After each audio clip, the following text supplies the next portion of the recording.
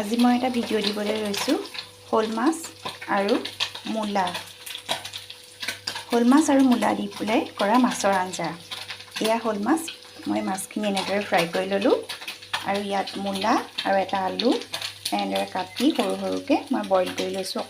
অকণমান কোমল হোৱাকৈ, বেছিকৈ বইল কৰা নাই, অকণমান কোমল হোৱাকৈ এনেকৈ বইল কৰি ল'লোঁ আৰু এই মাছখিনি এনেদৰে ফ্ৰাই কৰি ল'লোঁ।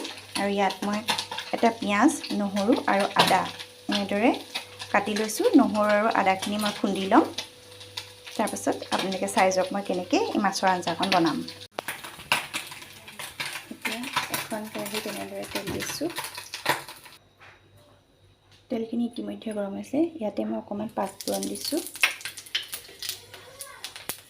ইয়াৰ পিছত এনেকৈ পিঁয়াজ দিছোঁ।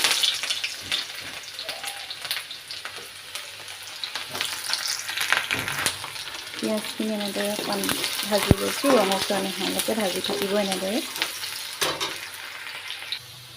পিঁয়াজখিনি ভাজি হৈ গ'ল। এতিয়া মই ইয়াতে আদা, পিঁয়াজ, নহৰুখিনি দি দিছোঁ। আদা, পিঁয়াজ, নহৰুখিনি দি পেলাই এনেদৰে ভাজি থাকিব।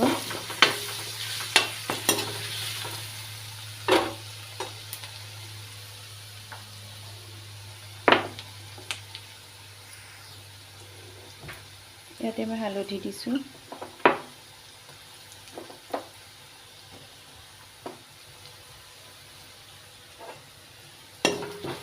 হালধি দি পেলাই এনেদৰে লৰাই দিব। ইয়াৰ পিছত বইল কৰি থোৱা মূলা আৰু আলুখিনি এনেদৰে দি দিছোঁ।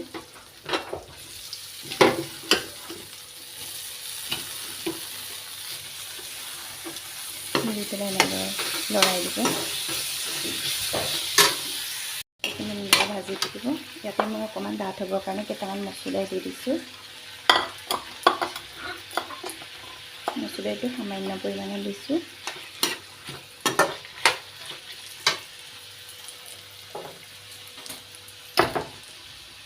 আপোনালোকে নিজৰ সোৱাদ অনুসৰি ইয়াত নিমখ দি দিব।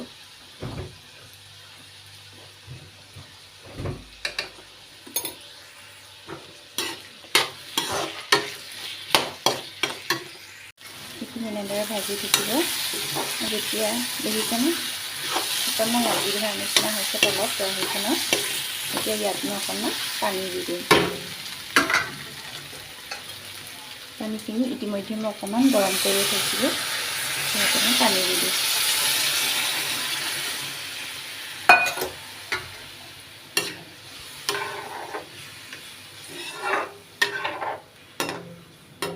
পানী দি দিলোঁ।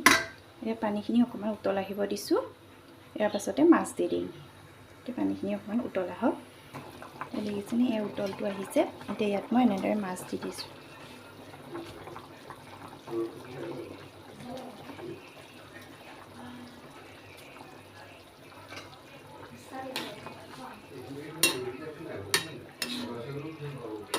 এতিয়া এইখিনি মই এনেদৰে সিজিবলৈ দিম। দেখিছেনে এয়া সিজিছেনে এবাৰ চাই লওঁ। এনেদৰে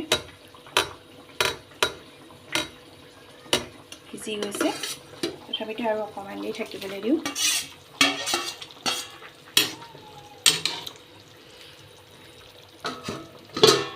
জালুকৰ গুড়ি দিলোঁ